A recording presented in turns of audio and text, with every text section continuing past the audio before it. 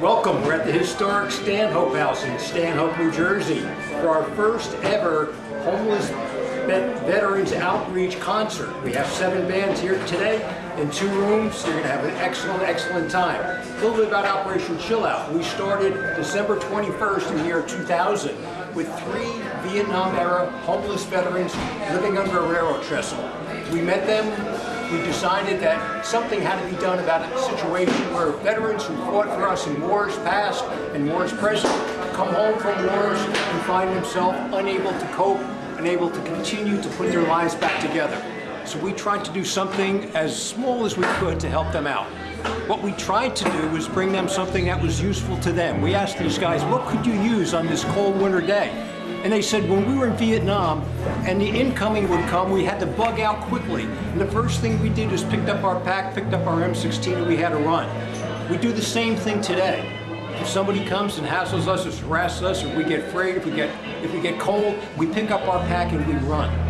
We decided to put all of the new clothing, from socks to thermal underwear, to sweatshirts, to caps, to gloves, in a knapsack or a backpack. We've been doing that for 11 years every winter. That is our winter outreach for homeless veterans in the state of New Jersey. Again, we started in 1 location with 3 guys. We're now in 12 separate counties in New Jersey. We visit hundreds of people a year, veterans and non-veterans. Thank you for your interest in serving Operation Chillout. To find out more about our organization and how you can get involved, go to www.operationchillout.org. And thank you for your support, and thank you for your service. Well, get the hell away from me! And don't bother me again. How dare you! Sick and tired of quit! this bullshit.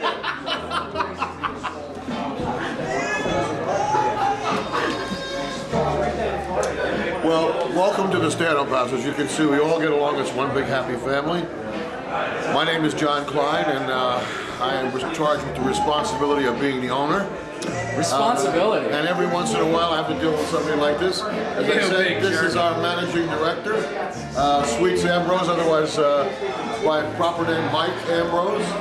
Stanhope House has been around since 1790. It's been a house, a post office, a hotel, an inn, a tavern, a brothel, a rooming house, and then from the 50s on, some form of roadhouse. We have some bikes rolling. Bikers are here. Let's go look. Go ahead, you take a walk and...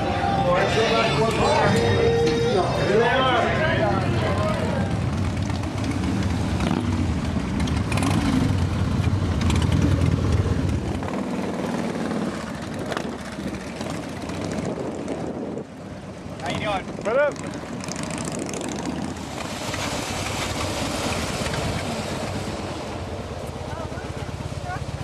Right by room if we come out. Buy room on 206 and on 446.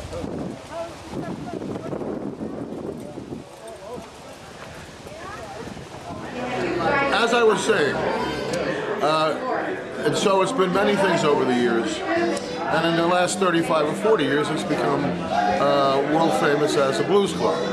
We call it the last of the great American roadhouses, and it's been featured primarily as home of the blues. Muddy Waters, Howlin' Wolf, Willie Dixon, Johnny Copeland, John Lee Hooker, just some, Stevie Ray Vaughan, to name a few who have played here. And we hope now that we've reopened it, to bring it back to its former glory. If you want to get us on the web, we're the StanhopeHouseNJ.com. So come on down, we hope to see you. Let's go and meet some of the team. Operation Chillout staff are all volunteers. We're a 501c3 not-for-profit corporation. Meet some of the team. Guys, introduce yourself. Say hi. Donna Almquist, nice to meet you. Bob Almquist, nice to meet you. Dave Vista. Joe Iozia, have a great time. Dan Fernald. Hi, welcome to the Stanhope House. Dave, what are you doing here? I happen to be responsible for selling T-shirts today, and we've got a great, it's for our first annual Operation Chillout, and it's our first benefit concert. It's fantastic. And we got a little deal it's $20, and also we have the Stanhope House, and hopefully we'll be here again next year. And great bargain, $20 each and 2 for $30. And if we have some left, you can buy it on the web. Let's take a look at some of our sponsors. A big thank you for those making this first annual benefit for homeless veterans a success. United States Department of Veterans Affairs. We have our Lyons Veterans Administration Hospital right nearby. Tremonton Harley-Davidson and the Warren County Harley Owners Group will be on their way shortly. You're going to hear and see these men and women who are out here to support our efforts. Bob's Long Valley Pizza, right downtown Long Valley. The Somerset County Cultural Diversity Coalition. Rolling Thunder, Chapter 3, New Jersey. Vietnam Veterans of America, New Jersey Chapter.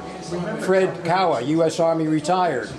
Our local politicians, Rodney Frelinghuysen, representative of the 11th Congressional District, and VLN Media Works, High Performance Learning and Organizational Communications, among others. We're talking about the Stanhope House as a different kind of structure. One of, over the years, the most haunted buildings in the state of New Jersey.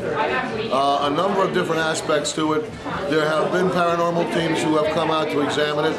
One team was here when, in my term, investigated it thoroughly top to bottom, came to the conclusion that there was a lot of, as they called it, activity going on here. We've all witnessed in our time here, either renovating the place or operating it, many, many different odd things that are unaccounted for in terms of normal human experience. And we're basically true believers. We feel, the ones of us that love the Stanhope House and want to protect it, that if there is any kind of emanation here, of essence here, it probably knows our hearts, knows that we're all for the Stanhope House, and therefore doesn't give us any trouble. But there has been a little trouble here and there over the years. Let's take a walk.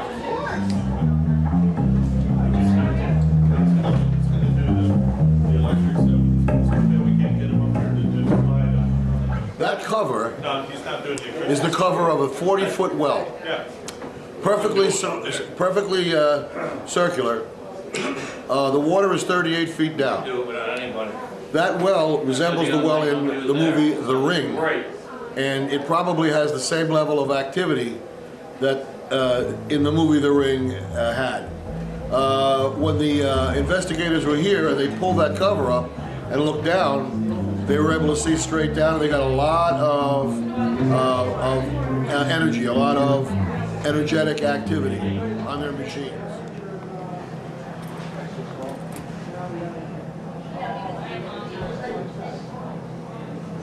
Now, if you see a young Japanese girl start to come out of that water and climb up these stones, let's get the hell out of here as quick as possible.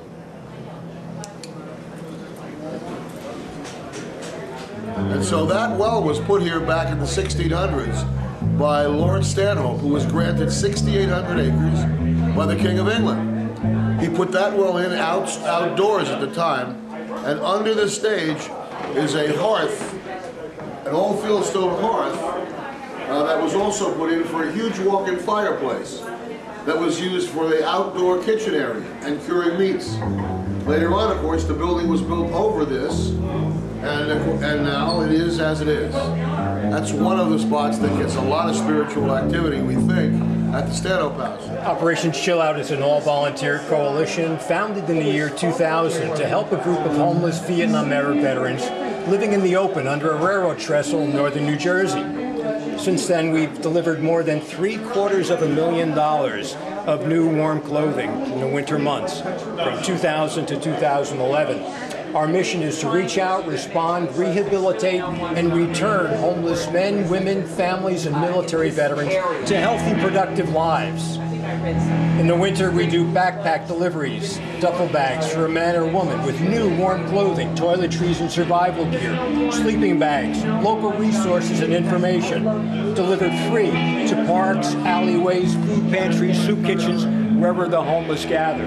Our summer outreach is cases of bottled water, t-shirts, sunglasses, bug spray, sunscreen. All year long we do street sweeps to identify homeless populations in poor areas of New Jersey.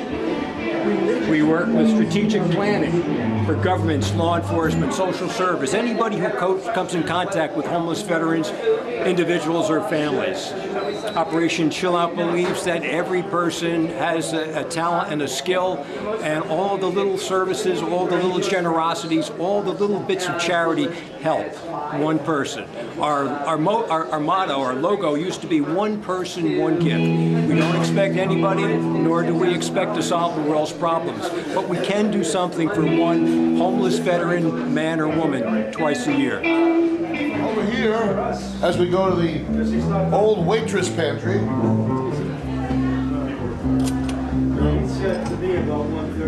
I got a flashlight right on my shoulder. This, Yeah. this one, the pen. Yeah, hold on. This seemingly innocent waitress pantry has been the home of sounds and noises that have driven more than one waitress out of here very quickly. Seems like, especially in the late evening, if you're walking by this area, you can hear a faint chuckling now and then. Where it comes from, none of us know, except that as you look down, we are directly over the old, we call it the old Revolutionary era basement. This is one of two basements in the Stanhope house. And there is a lot of, again, a lot of emanation or energy activity down in that basement. There are stories connected with it. We have a story from our own director, Sweets Ambrose, of working down there and leaving very, very quickly because of a certain situation that occurred. So this is just another spot where we think some spiritual activity occurs. Let's take another look. Now, I won't take you down there now. Maybe we'll get a chance that it clears out.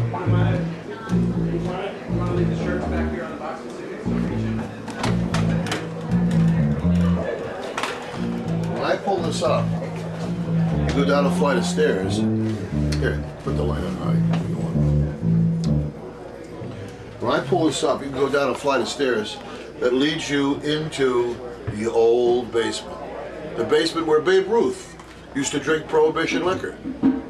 I used to have two pictures of him in a three-piece suit in the basement with a bottle, or it really wasn't a bottle, it was a quart jar, smiling and I guess probably imbibing at some point. Every once in a while, Babe Ruth would come up here to lead the Memorial Day parade, and he'd wind up at the Stanhope house. Because he was Babe Ruth, I guess, maybe he saw a little privacy and come downstairs. The downstairs basement is quite large, this part of it. This is the oldest part of the building down there. And it rambles around, and we believe it's home, and so do the paranormals, of some very strange energies, so to speak. And perhaps we'll get a chance to go down there at some point. The other area, besides the main entertainment area, which has been home to a couple of stabbings, a murder or two in our history, and God knows what else has occurred back in the 200 years before then that it operated, also has a lot of energy emanation type activity, especially in the late evening. So these are a couple of spots that lend themselves to someone with some suggestibility, maybe not being as comfortable as they should be. I'm the owner of the place. Up in on the second floor, the rooming house was converted into two suites, a general manager's suite and an owner's suite. To this day, even though I've been living up there for a year, or on and off, I still feel uncomfortable up there, and I was explaining that to a psychic, one of the psychics that came with the paranormal team. She said very quickly, well, that's a sign of presence. Presence. So I wondered about that, and I talked to the Robleskis, who owned the place in the past for 20 years, and they said, That is where a good friend of ours, Charlie, committed suicide. He hung himself. He was despondent over the fact that the Stanhope House might be closing. Also that a woman that he cared a great deal for, I guess, had jilted him. And I guess after having too much to drink down here, he went upstairs and decided to end it all. And that, of course, could be one of the reasons that I feel uneasy up there.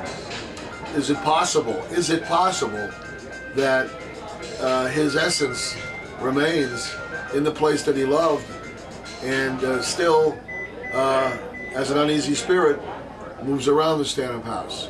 Is it true? Is it not true? I don't know. One of our principal targets for Operation Chillout homeless activities is for our homeless veterans, as we said before. What we do is we have a rapid response outreach team. Once a homeless veteran is identified to us, either through phone or on our website, we mobilize to go out and to reach out to secure the location, to help the veteran in any possible way that we can. Sometimes that takes the form of just meeting with them, talking with them, being with them, having a cup of coffee, getting them a hot meal. Other times it might mean bringing them to a hospital for medical care, bringing them to the VA hospital for specialized care eligible for veterans. Once a month, we bring a home-cooked meal to the PTSD treatment unit at the Lyons VA Hospital. This is in coordination with one of our partners in Bud Lake, right down the road, the St. Jude Catholic Church Parish, Knights of Columbus. So look around. There's plenty of things to look and feel at this historic club. You're going to hear some great bands. And again, thanks for dropping by and being with us this afternoon. Best time for you to come here. With what you want to do is late night. Because you may get some activity that'll get your attention. One of the paranormals literally got attacked in the attic. Walking with a camera, and something scratched it downward. You know, upward is easy to do. Mm-hmm. But to see the nail marks going down, I mean, how could you possibly do it to yourself? So let's go take a look up in the attic.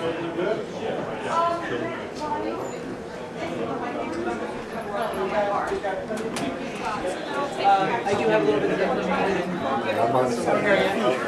Do you want me to take that out? Yes,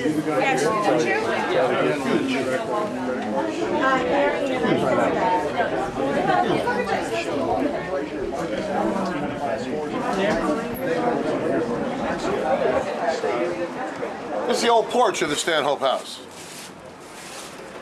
And controlling the porch and most of the building is our great security man, Snake. How you doing, fella? Doing some kind of documentary, John. Sort of. We're talking now, Snake, about the haunted aspect of the Stanhope House. I know all too well about the haunted aspect. I've had some occurrences of my own. Why don't you tell him there's one story in particular about him doing some work here and then putting all of his shovels and hammers and things in the back of his big van. Oh, and the guys were a little ticked off that I woke him up early in the morning. And let Snake tell you what follows. Well, anyhow, we were pulling, a buddy of mine was helping me on the job. Had him doing shingles on the bar in the back while I was moving some lumber over that we brought down from the attic. He started yelling, "Hey, Snake, who's in your van?" I say, "Nobody in my van." He said, "Well, they're messing with your tools." Well, I walked over there, and out comes a tape measure, a hammer, and a 5-gallon bucket of tools. He just flies off the back of the truck, dumps all over the place. I ran up there, a little ticked off, ready to punch somebody in the head, and there was nobody there. True story. Fact. And we have. And I've got witness to it. we have many, many more like that. So come with us and take a walk, and we'll. Talk to me later. I'm here all day. Okay. You got all those things. Back again at the beer garden at Stanhope House. We're having a great gig this afternoon. I want to introduce Tony DiStefano. Tony is our full-time all-volunteer coordinator for Homeless Veterans Outreach. Tone, why don't you say hi to the guys? Hello everybody, I'm Tony DiStefano. Nice to talk to you this afternoon. Well, homeless veterans are near and dear to my heart, having been in the service for 24 years myself, and having been an Iraqi freedom veteran.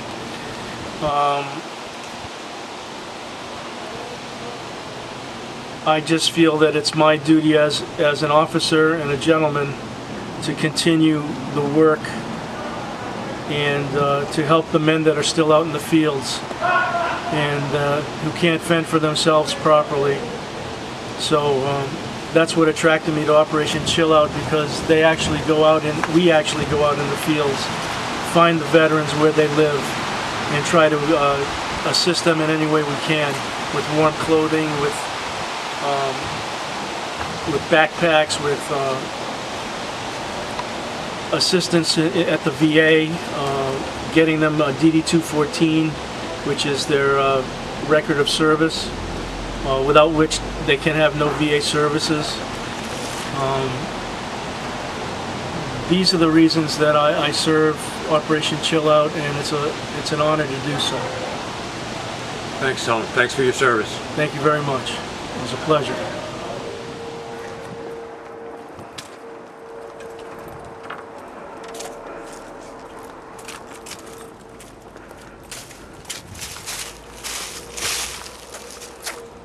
Back in the day,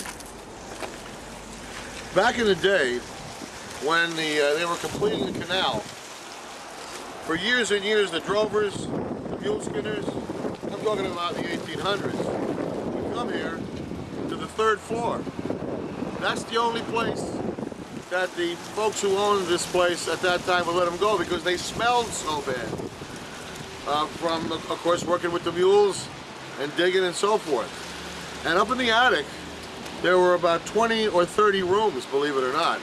This is in an area where the temperature could be easily 120 degrees on a hot afternoon in the summer.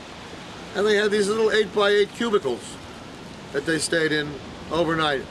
And that was during a time when the Stanhope House was a rooming house as well as a tavern. Come on, we'll show you the some of what is part of that.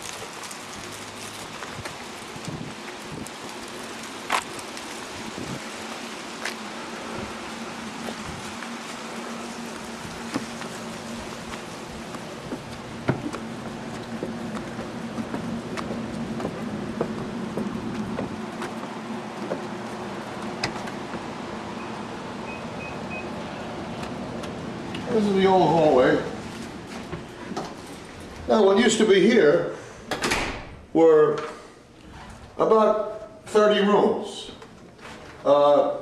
spaced on this side, and then a central door here, and then more rooms on either side of the corridor here, and that got you to about 30 in the rooming house. Then when the drovers came and wanted to go upstairs, this is where they went. Now, excuse the mess. We're just cleaning up from Halloween. But this is how they came. You can see this banister leads up. This, of course, was not here.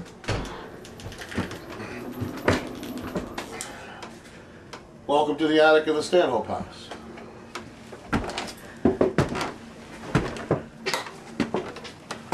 Looks harmless, but it isn't. Here, if you look down, you can see the line that was caused by the old support for the wall that went straight up.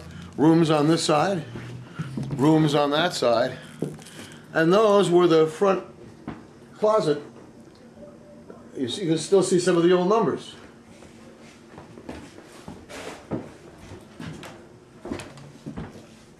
Most of the heavy energy activity, if you want to call it that, essence activity, emanations, were on this side of the attic, in that corner. I've already got the bumps, and in that corner. Now the photographer... Yeah, me too, I just got it. Huh? Me too. Feel it? Is it colder? It's colder, and you can also feel it working on your skin a little bit. Yeah.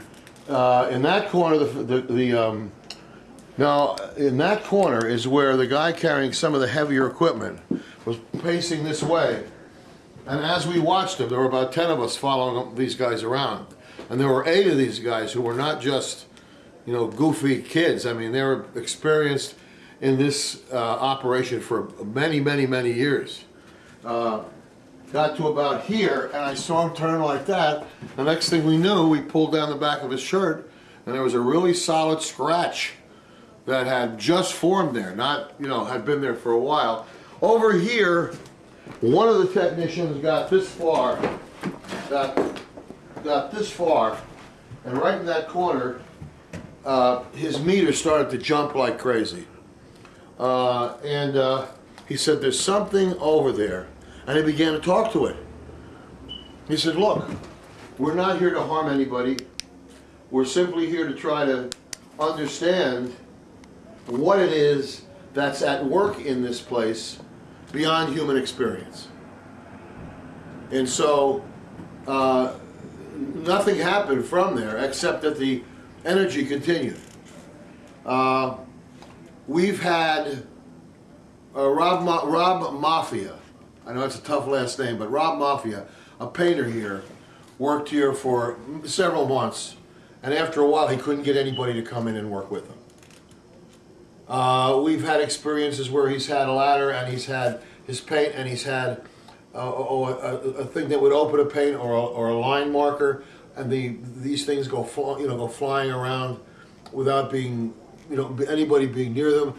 The only legitimate, I believe, experience I've had here occurred when I was first here, and the place was not renovated, and I was working late.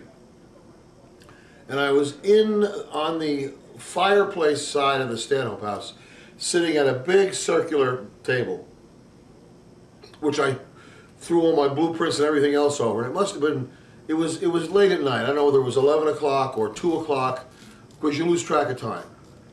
And it's silent, and everybody else is gone. And I've got my lamp, and most everything else is off, except for a few lights. And as I'm working, the door, which is now the door to our stereo intercom room, slowly opens.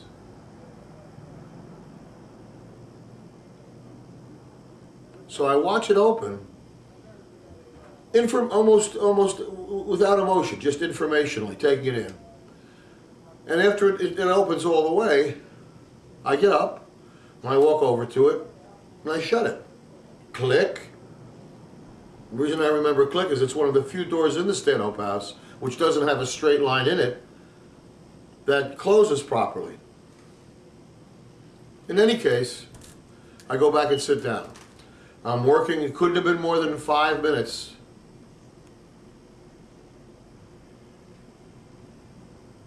It opens again. Now it's got my attention. So I go over to it again, and I close it. And as I close it, I'm saying what I usually say. Hey, everybody in here loves this place, me included. I'm here. I hope that if any, when I pass, that you all bury me in the basement, because I already found heaven, and it's right here. And hopefully, if there is anything that has a consciousness or understands human behavior, they know my heart is true.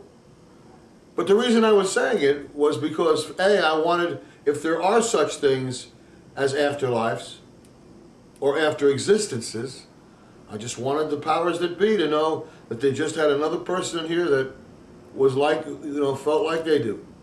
And hopefully they all feel, if they're here, the same way. That it's their place and they wanted to persevere.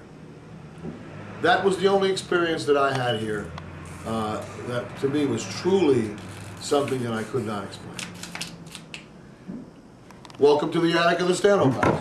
What are some of these instruments? Oh, there's all kinds of stuff here. Mike Sweet stores some of his guitars up here. We have a handmade, if you want to see it, this is an old soundboard. This is something from back in the day. You can see the size of these clocks and horns. Wow. This was handmade for the Stanhope house by Dave's Sound out of Whippany, one of the premier sound studios in the country, if not the world. specializing in making things like this. This is a sub, by itself, there are two of these. This is a subwoofer, and this is a mid-range. Now you need a lot of power to drive these babies. These things are what you would use at Yankee Stadium to announce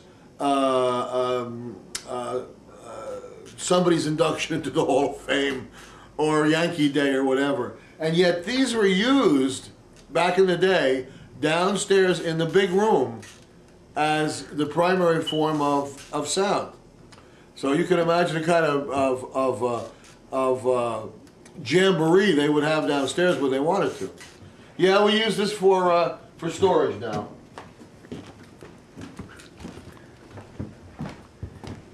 We have a standing offer. Well, it's not yet. We're going to do it. We're going to do it probably in the wintertime. We're going to offer $1,000 to anybody who can stay in the old basement from sundown to sunup with no candles, no illuminations, no nothing.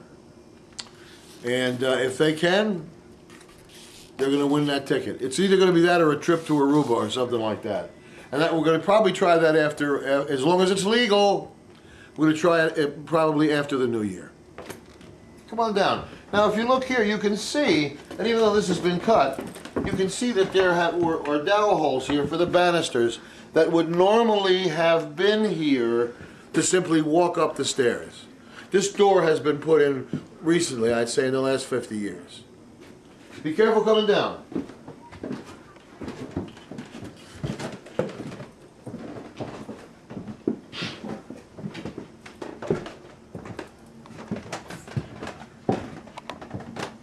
That's pretty much it for right now. We'll get a chance. Other time, we'll take you down into the basements. Okay. And you can take a look around there. Earlier than later, though? It gets creepy later, or what happens? Oh, it gets creepy later. Yeah? One of the things that's really unusual to us is that back in the day, that old basement, as big as it is, was used at part for the delivery of coal. It was a coal-based back in the day. And down in that basement, in that room, in a little room next to the coal chutes, lived somebody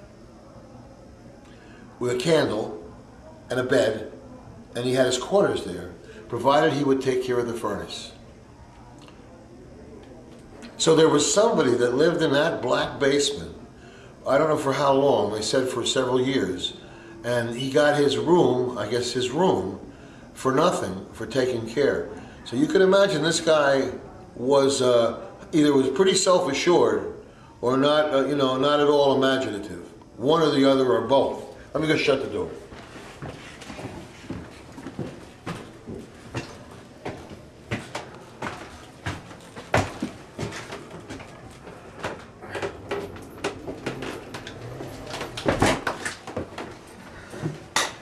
Now we invite any legitimate member of the paranormal investigative community to come out, a credentialed member, and look at this.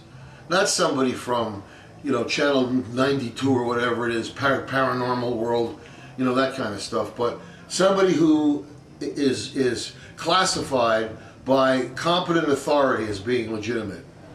To dispute or simply informationally to come out, or to otherwise maybe shine more light on a world outside of our own here at the Stanhope House.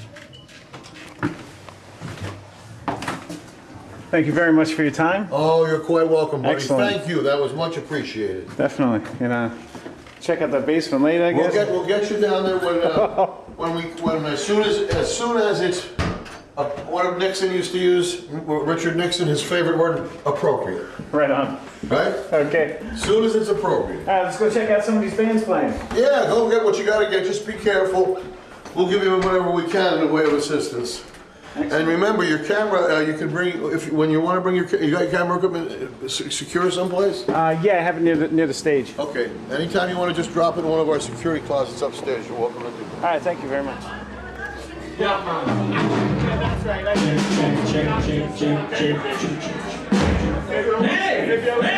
Thank you for coming out to the first inaugural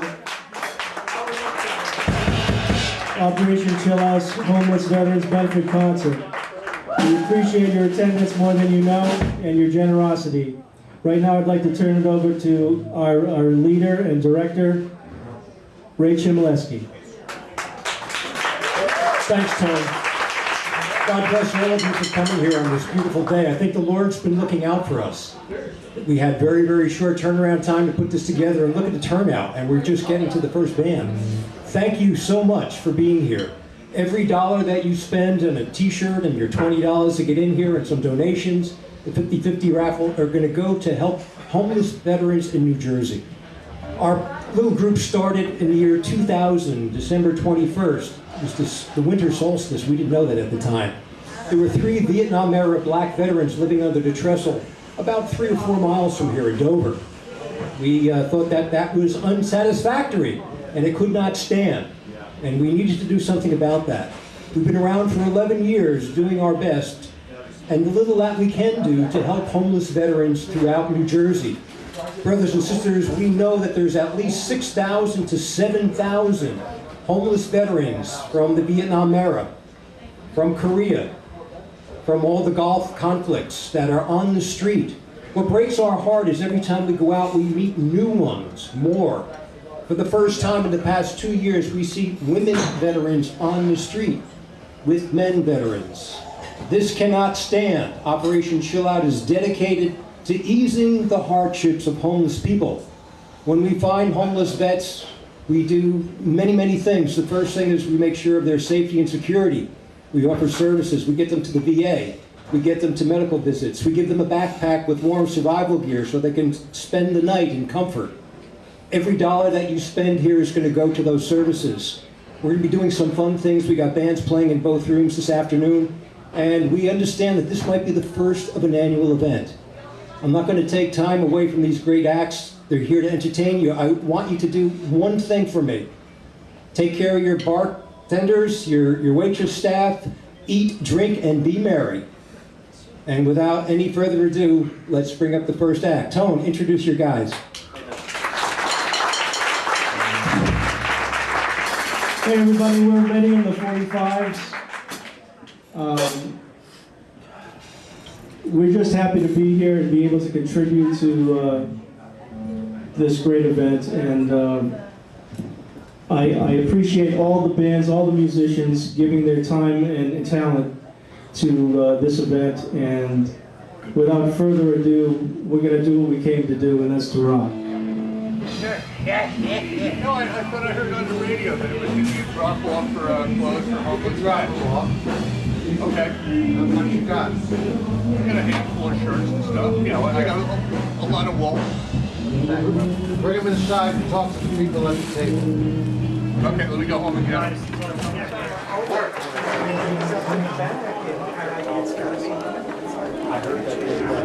Hello.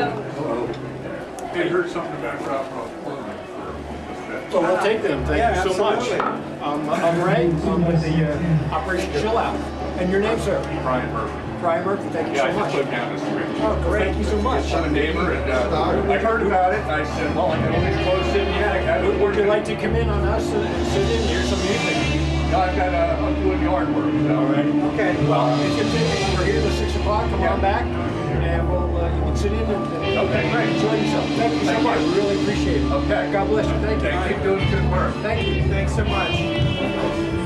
We just had a man who's locally here, heard about our benefit, came in and just brought a whole rack of gently used clothing, work jackets and sweaters and pendletons. These are going to keep homeless vets warm this winter. And we want to thank God for people like him, because without people like him, we can't do our work. We depend on the kindness of strangers. Someone who will never see this person, who receives this out of the kindness of his heart, cleaned out his closet with brand new clean clothing, and this is going to go keep somebody warm this winter. We thank God for people like this.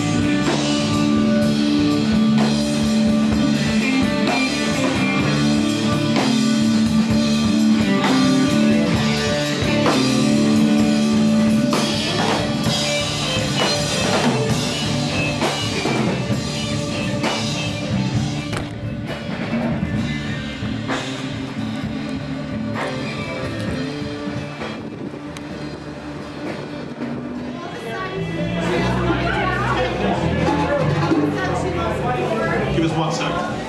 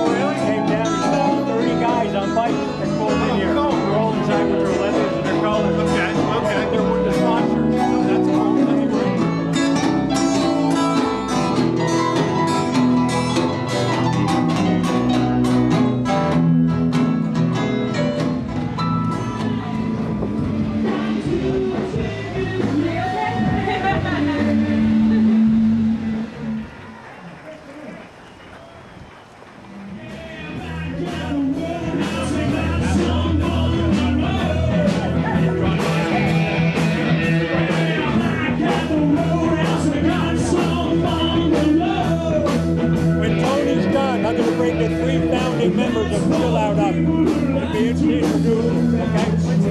Right, next song. This is it. Last song.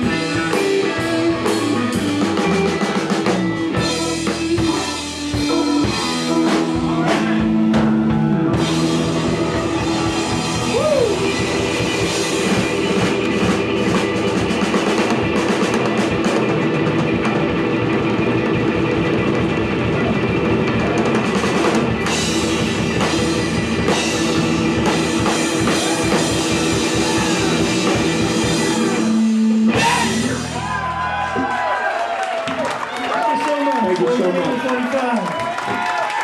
Stick around, there's a lot of great bands today. Thank you all for coming.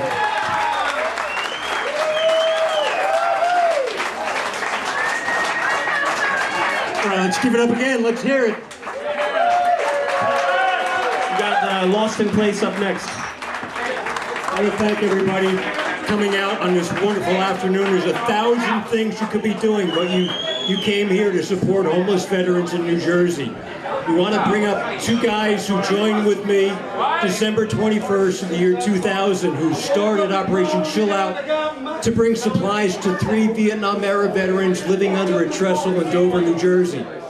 Roger Gottlieb, Jim Murtaugh, front and center. Come on, let's give it up for these two guys. Raj, come on up.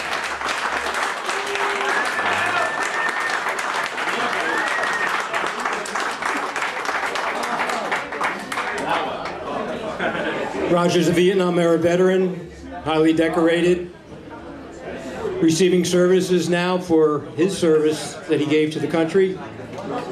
Jim is a proud father of many, many guys and girls, and he's going to tell us about one who just finished his active service yesterday, 11/11/11. James, talk about Connor for a minute. My wife and I are very blessed. We have 73 kids. We've had sex twice. It's amazing how this. Our middle guy, Connor, just got out of the Marines. He came to us when he was getting out of high school. He had a full scholarship to college. We thought he was going, and a week later, he told us he'd joined the Marines, and so he went off to California, ended up in Afghanistan, came back and finished, as Ray said, he finished yesterday at 11 o'clock in the morning on 11/11/11. Go figure.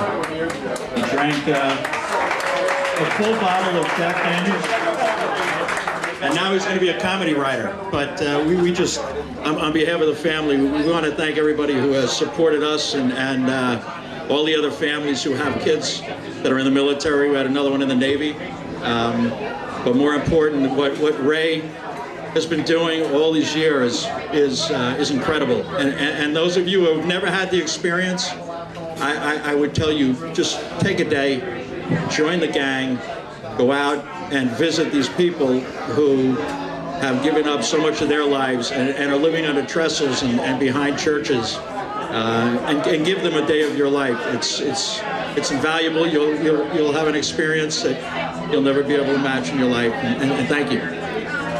Thank you, Jim. I want to introduce my best friend, Roger Gottlieb. Roger and I go back more years than we want to remember, to the early 60s. And Roger spent some hard time in Nam, and he's my best bud. And he joined with Jim and I to do that first delivery to homeless veterans living under the trestle in Dover. Thank you, Roger, for your service. We are having a 50-50 raffle, which will be called at 4 o'clock sharp. Cheryl, Marianne, Leslie, Dottie, and others from the Chillout team are going around. Every dollar that we make goes to service homeless veterans in New Jersey. Thank you, guys. God bless. You want me to start a fight or something? Hey, you know, come to think of it, I am kind of bored. Okay. With the female or male? Hey, take your pick. Some of them women can be fun, you know. We had a girl here 3 weeks ago. I finally had to call the cops. Took 3 cops and myself to carry out and stuff her into the cop car. Yeah, no, that's not Swear to God, in handcuffs like this. They carried her from the front, the other cop grabs her feet, and he's like all over. So I went and I helped him. And trying to get her through that cop car door, forget it. Talk about wiring.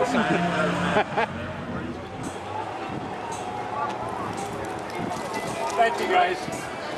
Stand up, stand together. Yeah.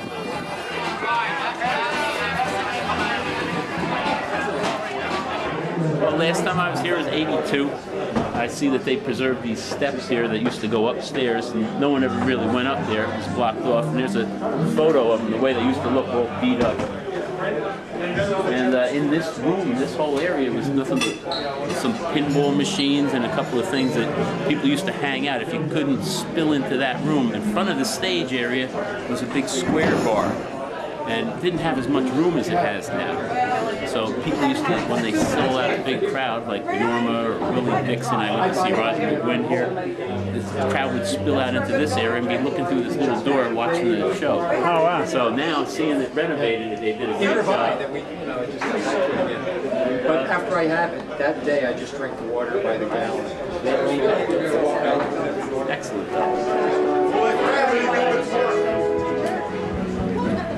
Hi, my name is Daria Pampaloni. I'm a licensed clinical social worker with the VA. I'm here in Stanhope at Operation Chillout.org's benefit concert to end veteran homelessness. The VA cannot do this by itself, and these grassroots organizations do an awful lot of help to get the veteran to the VA. Vet centers are a little bit atypical for the VA in that we treat a different kind of population. We only treat combat vets. In my vet center, we treat veterans from World War II right through to the current operations. We can also treat the family members of the vets, which cannot happen anywhere else in the VA. We can treat the family members who are dealing with the fallout that the veterans are experiencing. We also treat military sexual trauma for any veteran or active duty member, regardless of theater of operation, whether they were combat or not. Military sexual trauma happens way more than it should, way more than anybody believes. It's man on man, man on woman, woman on woman, and woman on man. Nobody is exempt. If you experience that, I am so sorry, and please let us help you. We also treat the family members of service members who have died on active duty. The United States government offers them bereavement counseling, and we're the ones that do that. There are 5 vet centers in New Jersey. There are 300 vet centers in the states and territories. Any way that we can help, please let us do so. www.vetcenter.va.gov. Thanks so much for your service.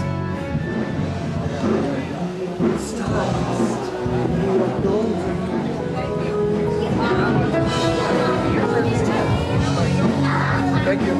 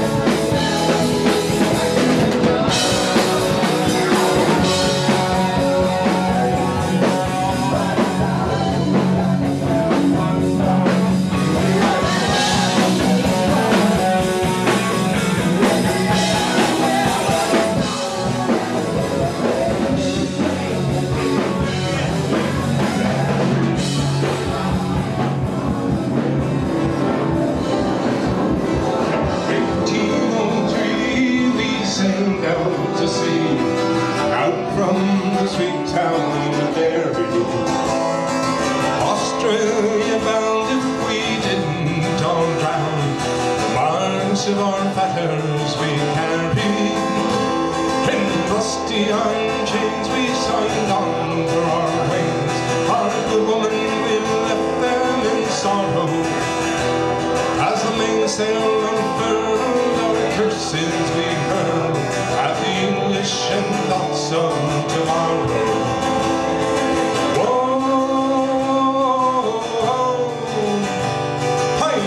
I was back home in Derry. Whoa, I wish I was back home in Derry.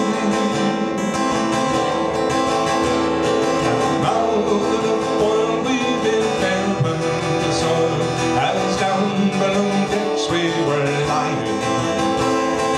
Hagrid screams walking out of his dreams, and the vision of old Robert dying. Sunburned the crew as we dished out the crew. O'Connor was down with the fever. 60 rebels that day bound for Botany Bay.